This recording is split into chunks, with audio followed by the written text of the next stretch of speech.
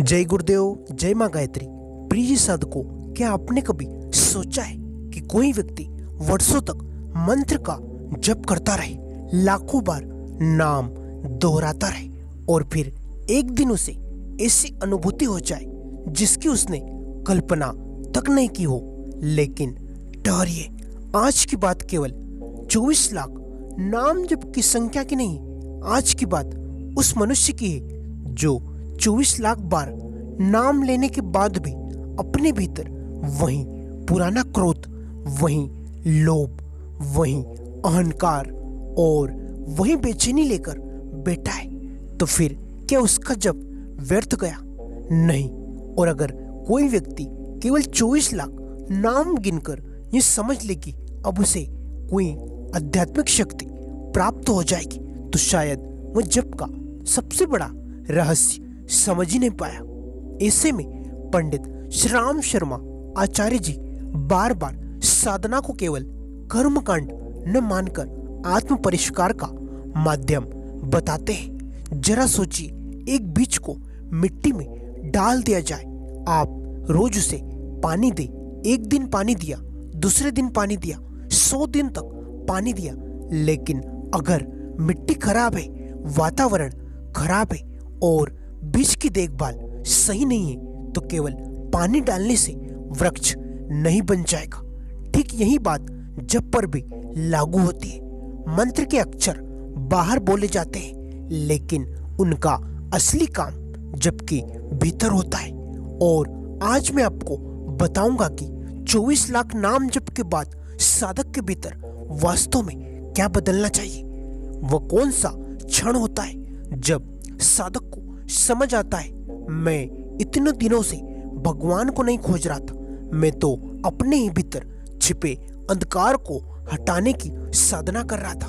और अंत में हम एक साधक और गुरुदेव के बीच वह प्रश्नोत्तरी भी सुनेंगे, जिसमें साधक पूछता है कि गुरुदेव, मैंने लाखों नाम जप किए, फिर भी मेरा मन क्यों नहीं बदल रहा? इस प्रश्न का उत्तर आपकी पूरी साधना की दिशा बदल सकता है। इसलिए वीडियो को अंत तक अवश्य सुनिए, क्योंकि हो सकता है आपको भी आज पता चल जाए कि आपके जप में कमी मंत्र की नहीं बल्कि साधना की दिशा में। साधकों, आज बहुत से साधक जप को संख्या से मापते हैं। 1 लाख पूरा हुआ, 5 लाख पूर्ण हुआ, 10 लाख पूरा हुआ, और फिर मन में एक नई इच्छा पैदा होती है। अब मुझे अनुभव क्यों नहीं हुआ? अब कोई चमत्कार क्यों नहीं हुआ? अब मुझे शांति क्यों नहीं मिली?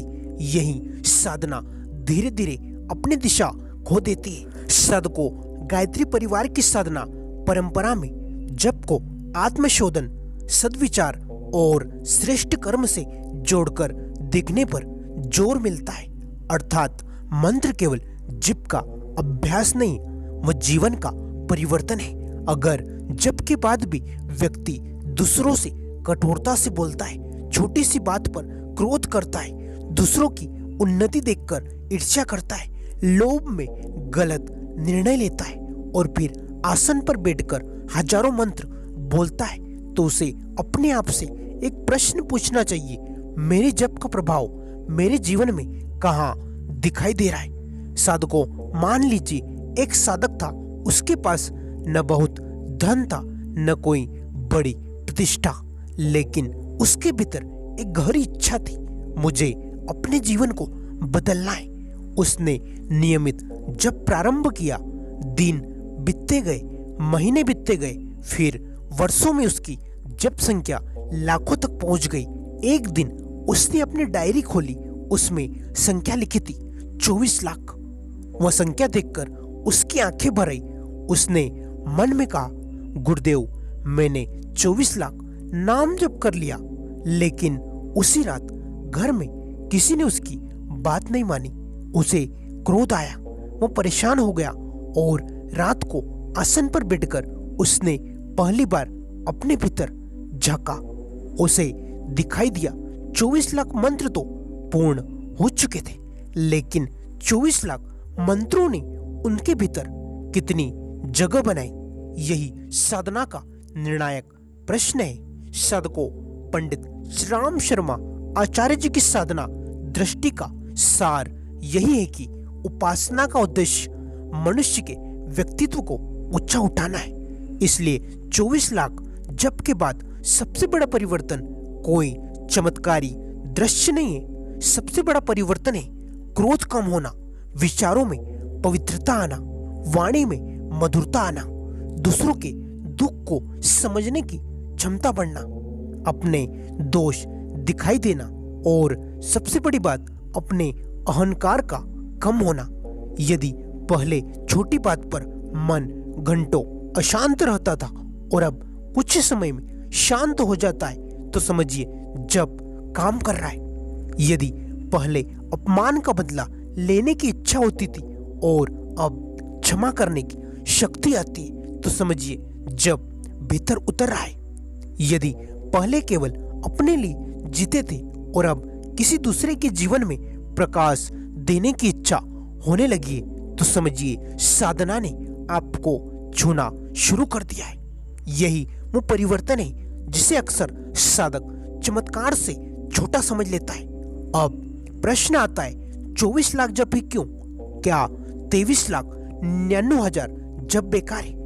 नहीं, पंडित श्री राम शर्मा आचार्य जी कहते हैं क्या 24 लाख पूरा होते ही कोई निश्चित आध्यात्मिक सिद्धि मिल जाती है?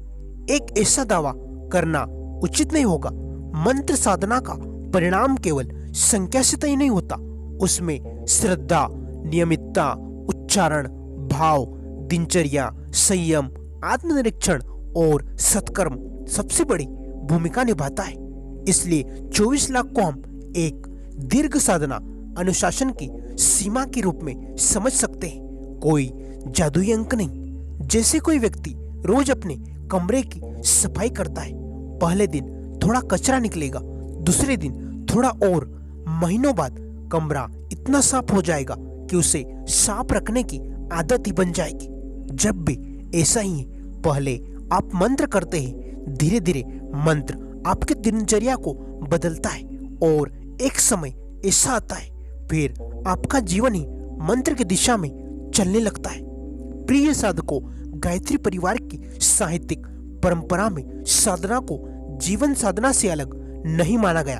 अखंड ज्योति और आचार्य साहित्य में बार बार यह विचार मिलता है कि उपासना का उद्देश्य व्यक्ति के चिंतन और चरित्र को ऊंचा उठाना है। इसलिए गायत्री साधना में जप के साथ स्वाध्याय, संयम, आत्मचिंतन और लोक मंगल को भी महत्व दिया गया है। यही कारण है कि केवल माला पूरी करने के बजाय यह देखना अधिक महत्वपूर्ण है आज मेरे भीतर कल की अपेक्षा कितनी शुद्धता है। अगर आज आप कल से थोड़ा कम क्रोधित है, थोड़ा अधिक संयमी है, थोड़ा अधिक सत्यनिष्ठ है, थोड़ा अधिक सेवाभावी है तो यह आपकी साधना की उपलब्धि है। तो सदको, अगर आप भी नाम जप करते हैं तो आज से केवल यह मत गिनिए कि आपने कितनी मालाएं पूर्ण की, कभी कभी यह भी पूछिए मेरे भीतर कितनी अशुद्धियां कम हुई, कितना क्रोध कम हुआ, कितना लोभ कम हुआ, कितना अहंकार कम हुआ, कितनी करुणा बढ़ी, कितना संयम आया, कितनी सेवा की भावना जागी। क्योंकि मंत्र की सबसे बड़ी सफलता यह नहीं है कि आपकी माला पूरी हो गई, बल्कि यह है कि मंत्र ने आपको भीतर से पूरा करना शुरू कर दिया। अगर आप भी नाम जप की साधना कर रहे हैं तो केवल कमेंट में एक शब्द लिखिए, मैं साधना जारी रखूंगा। और यदि आपको ऐसी ही गहरी आध्यात्मिक बातें सुनना अच्छा लगता है तो चैनल को सब्सक्राइब जरूर करें, वीडियो को उस साधक तक भी पहुंचाइए जो केवल संख्या गिन रहा है लेकिन शायद यह भूल गया है कि साधना का असली उद्देश्य संख्या पूरी करना नहीं बल्कि स्वयं को बदलना है। मिलते हैं अगले वीडियो में, तब तक नाम का स्मरण करते रहिए और अपने जीवन को उसी नाम के योग्य बनाने का प्रयास करते रहिए। ओम शांति, ओम शांति, ओम शांति।